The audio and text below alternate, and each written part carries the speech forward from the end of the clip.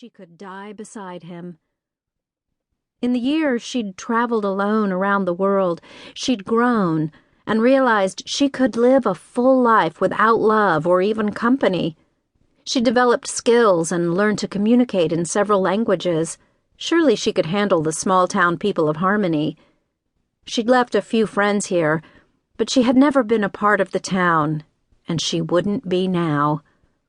All Ronny Logan wanted was a solitary nest to land in for a while.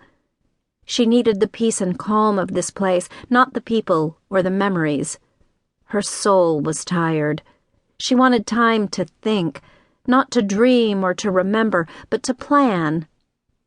It seemed that since the day she'd walked out of Dallas Logan's house 3 years ago, Ronny had been changing, growing, morphing into someone she never thought she'd be able to be.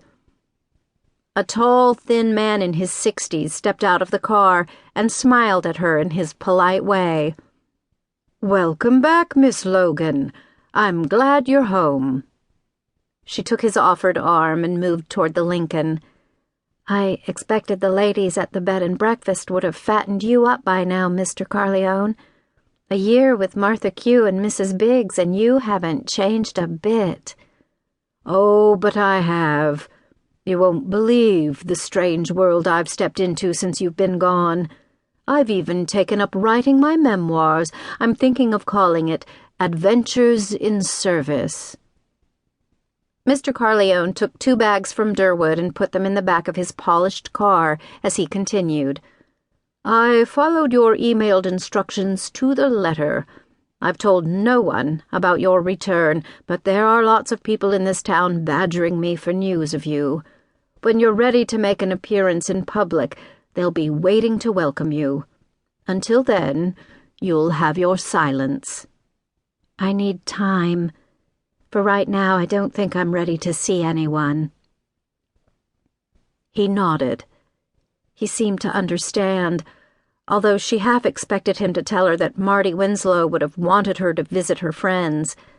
But Mr. Carleone would never be so presumptuous.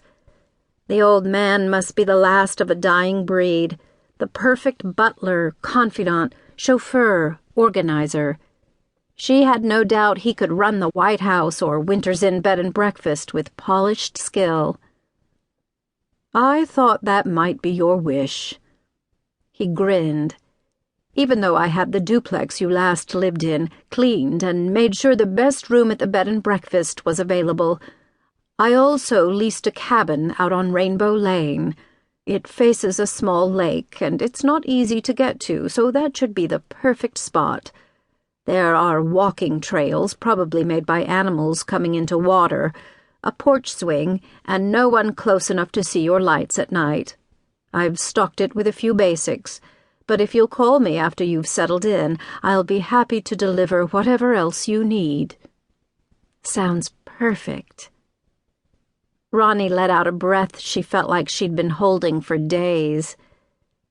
"You're still taking care of me, aren't you, Mr. Carleone?" It had taken her a month into her trip to stop being surprised at the depth of details Mr. Carleone had covered. The hotels knew she liked a morning sun window, a shower, not a bath. Fruit was always delivered each evening along with maps and a suggested agenda for the next day. Mr. Carleone was doing what he did best, taking care of people. First, Marty Winslow, and now her. "Thank you for being so thoughtful."